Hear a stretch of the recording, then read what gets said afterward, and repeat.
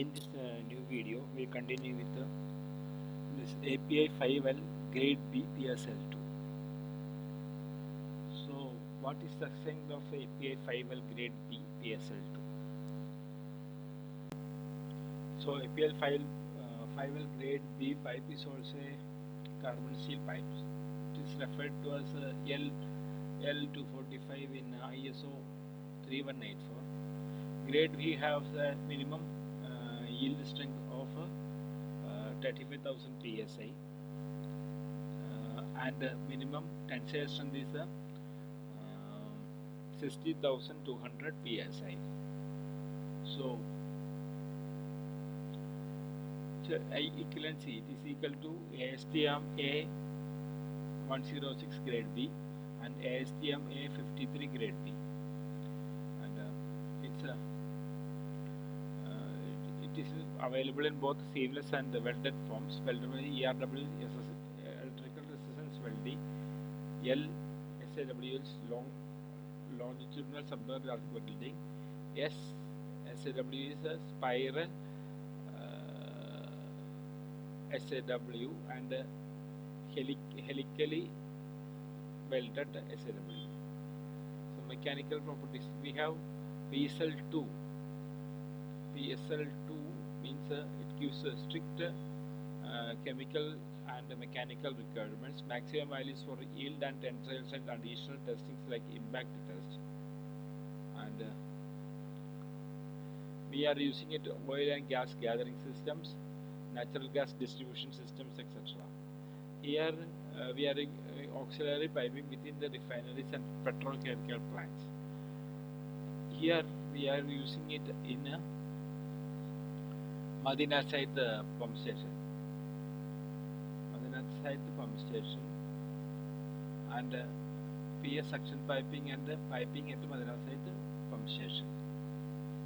So it is kind of a pumping station. So this is correct. This chemically auxiliary piping. So now we will discuss what is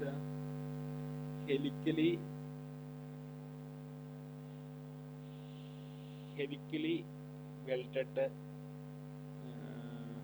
pipes. This one, submerged arc helically welded pipes. Okay. So like we said, it is a carbon steel pipe.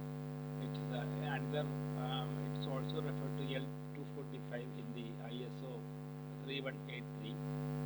And the Grade B refers to specific mechanical properties like minimum yield strength. Its equivalents are ASTM A106 Grade B, ASTM A53 Grade B. It's manufactured using both seamless and welded forms also. Welded methods are ERW, LSAW, SSAW, and HSAW. We will discuss this manufacturing process in the welding videos.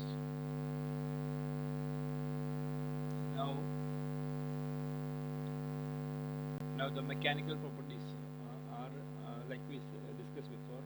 In the minimum specified minimum yield strength is 35,000 psi, and the minimum tensile strength is 60,200 psi, and when we are referring to PSL2 pipes, it has stricter chemical and mechanical requirements, including specified minimum values for yield and tensile and additional tests like impact tests. Where we are using this one?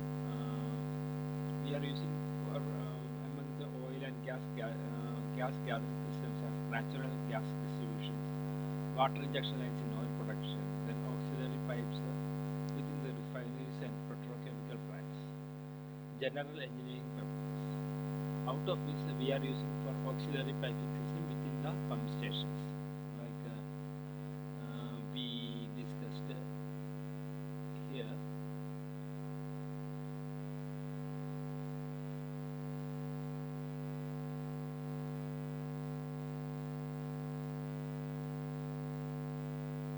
See here. Manganese pumping station, suction piping and piping at manganese pumping station. We are using this one. Okay. A53 Grade B PSL2.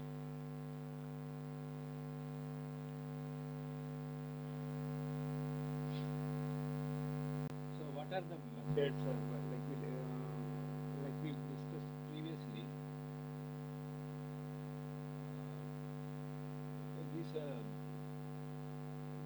A53 grade can be available in both seamless and in welded forms like ERW, LSAW, etc. What is this ERW? These are the different manufacturing methods for welded steel pipes. Used for it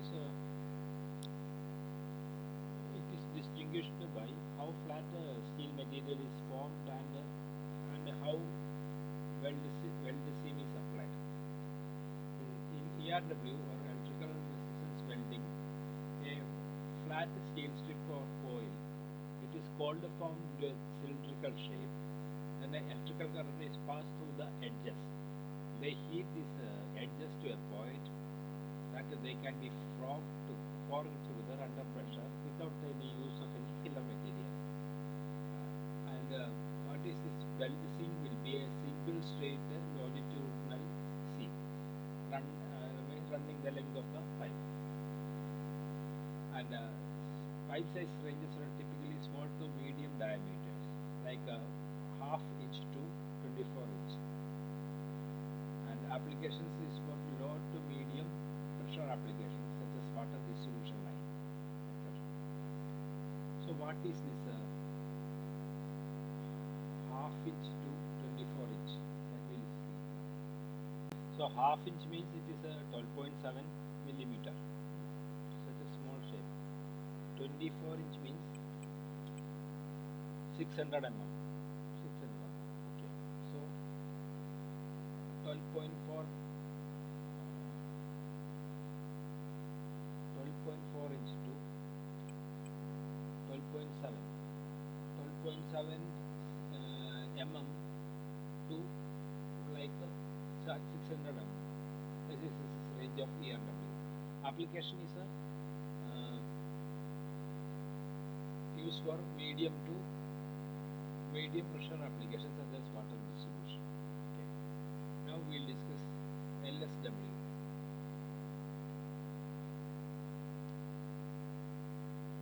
So here we can see longitudinal sub-arc welding.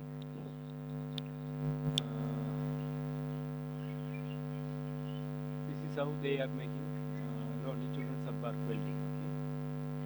We will see how it is done.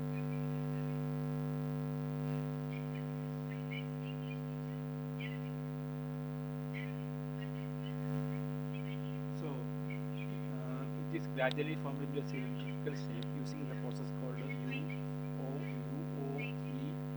and JCOE. Jing, seeing, Oing and expanding. It is a Uing, Oing and expanding. The seam is then welded internally and externally using submerged-arc welding. A seam weld, singular, double straight longitudinal seam. It is began.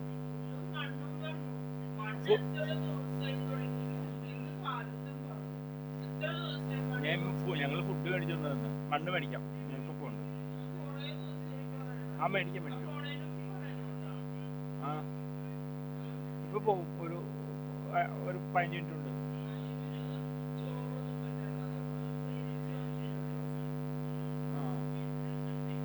ചോറ് പറ്റല്ലേ? നമുക്ക് രണ്ടുപേർക്ക് മാത്രമേ ചോറുണ്ടാക്കണല്ലേ?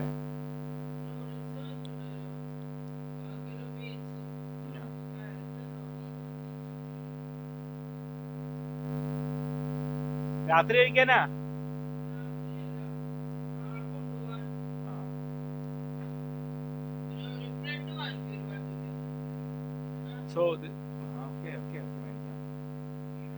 So this is the Jing, Uing, JCO, seeing and the Oing of pipe process.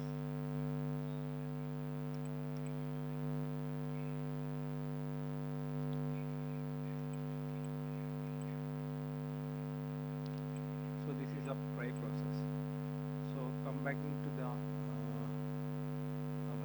this one. So LSAW is longitudinal subarc welding. This individual sheet plates are gradually formed into cylindrical shape using process of UOE, JCOE, etc. And then it's welded internally and externally using the submerged-arc welding. A single or double straight longitudinal seam can be provided. Large dimensions, 16 mm means 400, 60 inches means like 1554 inches mm can be, with thicker parts can be made. Application for high pressure long distance transmission lines for oil, gas and either hydrocarbons and water also. In critical areas like across city or sea, their reliability is paramount. Okay.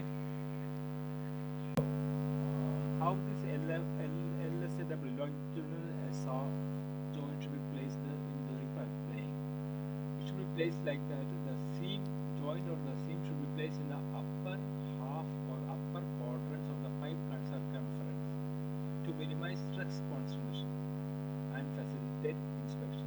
Optimal position is often 12 o'clock position, top center, or staggered within the top 90-degree arc. So the goal is to ensure integrity, longevity of the pipeline. So stress reduction is there. So what is happening is that it is placed away from the point of maximum bending stress, which occurs typically at 3 o'clock and 9 o'clock positions in a trench. It helps pipeline better withstand installation and operational stresses, ground settlement, internal pressure variations, etc. And it is optimal for inspection. So it is if we are placing like this with the first top 90-degree arc, it is accessible for visual inspection, non-destructive testing, and future maintenance during and after laying process. Second point is that staggering is if applicable. While joining two SLAV pipes, standard engineering practice recommends long of others to be staggered or separated by a minimum distance like 5 times the wall thickness of the thicker plate, or rotated by 90-degree or 180-degree to prevent the weld seams from lining up perfectly along the center pipeline. This further reduce localized stress accumulation and avoid critical areas. Like critical areas are the bottom area. It should be oriented away from the bottom of the trench because the pipe is on the bending material and experience contact stresses. And avoid branch connections. To avoid welding branch connections or fittings directly onto the longitudinal weld seam, this is a general practice to keep it on the top 90-degree arc of the pipeline. So that is okay.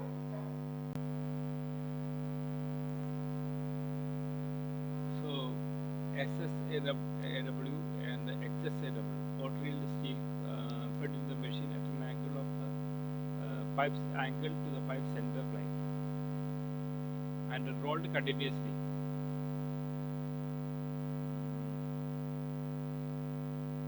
To form a helix or spiral.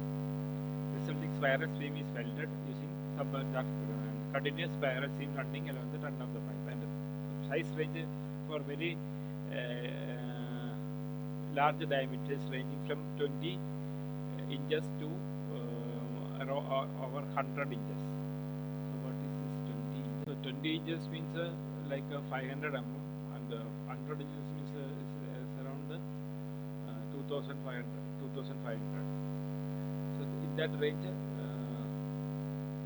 we can manufacture using SSAW or HSAW, that is spiral helical submerged-arc. Application for non-critical lower pressure applications such as water transmission lines, structural piling, dredging, etc. This method will allow for cost-effective production of various diameters from the same coil width. So these are the major differences. And before that we will see what is the how it is manufactured using a video. So now we will see an interesting video of a spiral manufacturing process.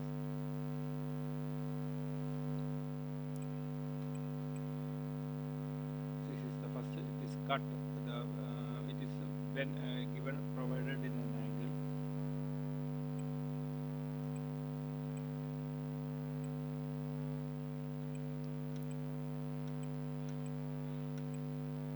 So this is welding process. It's provided in the angle. You can see here.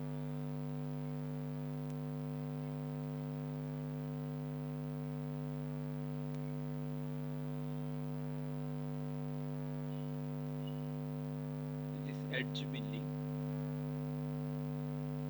Then it is milled or it is provided in an angle, feed in an angle, and spiral welding is done like this. This is a welding process from inside and outside. It will get a good seams. It is producing a good seam as we can see like this. We can we can see this video. This bookmark in our CS file in our J section. So this is how the spiral SAW is done, or helical SAW is done.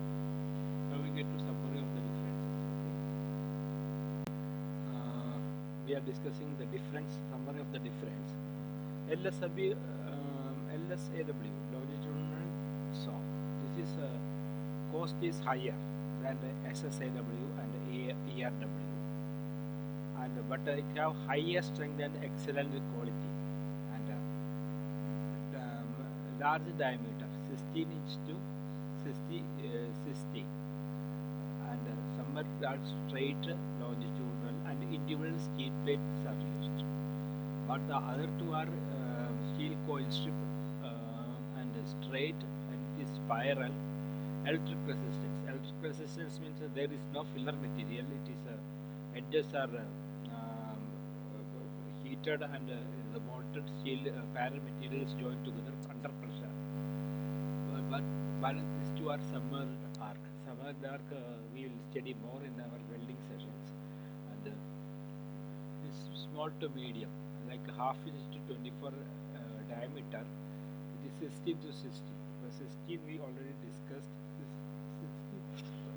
16 is 400 to 60. 60 means 1524. So it is 400 to 1524, and here is 500 to 2500. 24 inch means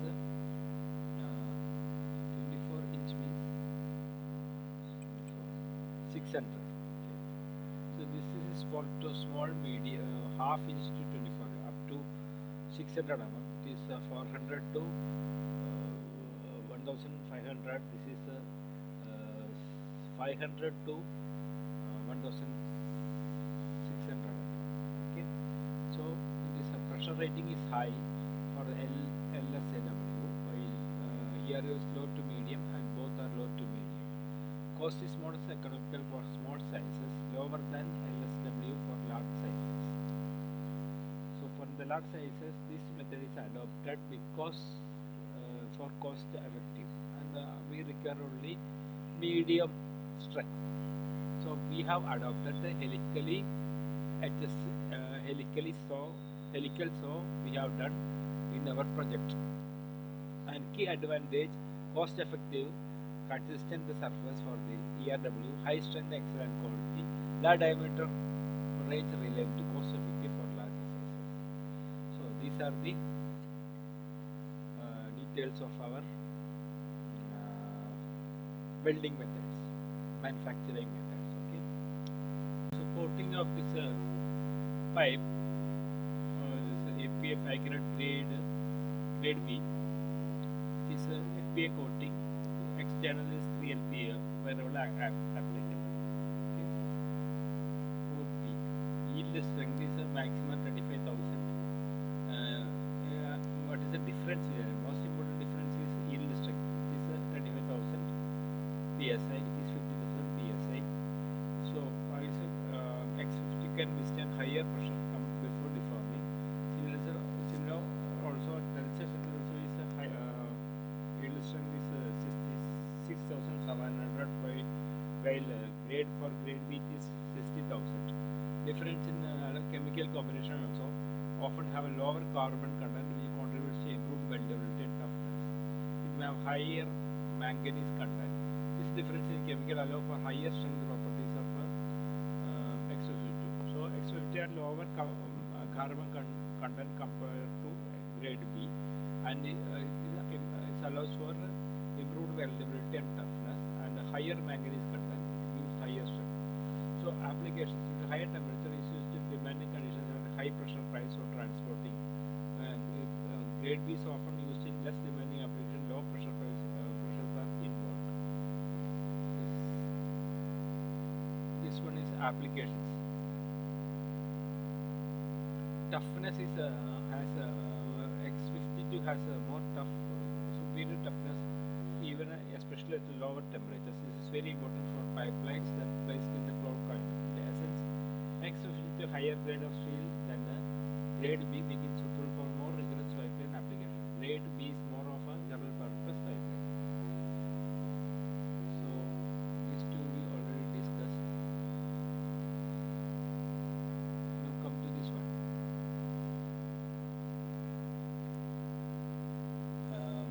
Calculator T is PD by 2 SCPY plus PY, and S is equal to allowable design stress used by the core, and P is the internal design pressure in MPa. D is a diameter, outside diameter. So PD by 2SC plus PY. 2SC plus PY. PD by 2SC plus PY. Y is the coefficient that accounts for longitudinal stress due to temperature. So Y equals simply 0, making this PY, P into Y will make it 0 because Y equals 0. This in many cases is remain familiar thin wall condition. This because this coefficient accounts for the longitudinal stress from the internal pressure for ambient due to temperature. So this is always taken 0. E is the joint efficiency factor. Weld quality is 1. So this equation we can shorten, make it easy by using the equation PD by SY 2S. So this required calculated thickness plus corrosion allowance plus mill allowance gives the total required thickness. C is always a corrosion allowance. It is typically 3 mm, but it can be avoided if you are provided cathodic protection is provided, and mill allowance is around 0.5 mm. It is due to this allowance. It is a allowance given during manufacture so that the minimum thickness can be ensured. And now this one. There are some points to be remembered while making this DA and CS pipes. One is that internal pressure, circumferential tension stress or hoof stress to be based on the requirements of PSME 31.4. That will be discussed later. And no corrosion allowance is required because it is provided with the cathodic protection. And under the design of ductile iron pipes or slabs, pipe protection to be provided. Then allowance for thermal expansion and contraction. How it is given? It can be either be this joints can be either rubber ring jointed or welded. For the allowances are given A suitable distance of unbackfilled pipe shall be maintained before or after joint welds to allow for localized thermal expansion during welding to avoid damage to the external coating. The closer weld shall be remain exposed for so this is important, we will note it down. So localized thermal expansion during welding. A suitable distance of unbackfilled pipe is kept maintained before after welded joints to allow for this localized thermal expansion during welding. Okay. Then closer welds it shall be remain exposed by to relieve expansion contraction forces during the construction and normalization of the temperature after backfilling. So closer welds should be remain exposed for relieving these expansion contraction forces. And the exposed pipes expansion joints shall be located between the agate points for the flat pipes and on the downhill side of the angers for graded pipes. So what's the location of the expansion joints? It should be between the anger points for the flat pipes and on the downhill side of the angers for graded pipes. So expansion joints on the bridge coating shall be in parallel to the expansion joints of the bridge structures. It is very understood. So it should be in parallel with the bridge expansion joints. The expansion and contraction induced forces on the T due to soil friction. So in the T's there will be soil friction, and it should be considered because there will be forces induced by the expansion and the contraction. So that element should be considered, because in a straight line, if there is an expansion or contraction and in between there is a T, then these things to be considered. Now maybe soil friction will be there to the T's. The anchor rings shall be used where the pipe passes through the concrete chamber, anchor, walls, etc. Anchor rings to be used and shall be designed with the dimensions to resist shear punching. We are discussing here about the puddle flanges. So anchor rings should be used when the concrete passes through the concrete chamber, anchor, walls, etc. and shall be designed with dimensions to resist shear punching. Okay. So question is, what is the difference in the carbon content of the API 5LX52 and API 5L Grade B? Actually speaking, both have the same content, 0.26% for this API file. What is the difference? It is in the manganese content, that is 1.4% for the X52 and 1.2% for Grade B. So phosphorus content also it is 0.03% for both the grades. But this higher manganese content of X52 contribute to its higher yield and the tensile strength compared to Grade B. Okay. So what is the difference in welding quality of LSAW and HSAW? LSAW higher welding quality due to a single longitudinal weld compared to which allows for a more uniform seam, better strength, easier quality testing. In contrast, HSAW helical as a spiral weld, it can result in lower strength, more residual stresses and larger heat affected zone. So this the single weld quality will be of longitudinal saw is a single straight weld provides a more consistent and uniform seam, and it can get more stronger and more resistant to high pressure and experience lower residual resistance and better stress distribution, and easier to inspect using non-destructive testing like radiographic or ultrasonic testing, high pressure, high stress applications, critical infrastructure, etc. HSAW weld quality is less uniform and larger heat affected zone. So generally lower strength compared to LSAW, longitudinal saw, and higher residual stress and impact long-term performance, and more difficult to inspect and higher risk of defects like cracks. Application is low pressure, non-critical applications like water transportation. So what are the different codes we are using? And it is ASTM A53 Grade B, ASTM A106 Grade B, and APA 5X42 X70. These are all our material codes. So ASTM A53 grade is a widely used grade for general purpose applications in both seamless and welded pipes, ERE forms. Application is gas, water, oil, general, good strength, weldability, cost effective. ERW is for shorter diameters, small diameters. And for that we discussed earlier, ASTM A grade 106 B, especially designed for higher temperature, higher pressure application, typically used in seamless form. That is the important thing. This is in the seamless form. Application for oil and gas, power plants, and our demanding. So a steel billet is pierced and formed into a hollow circular cylindrical tube.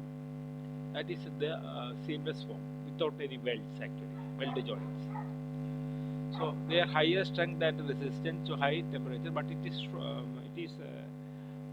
can be used only for smaller diameters. So bigger diameters we are using welded pipes like ERW or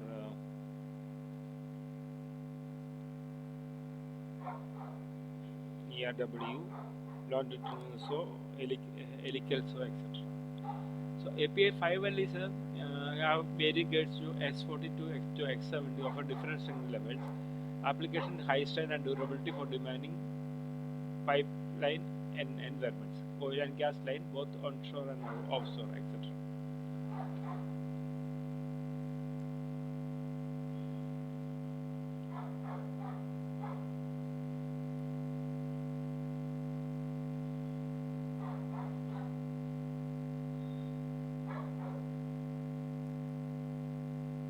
Other grades are ASTM A252 Grade 3, this is for structural applications.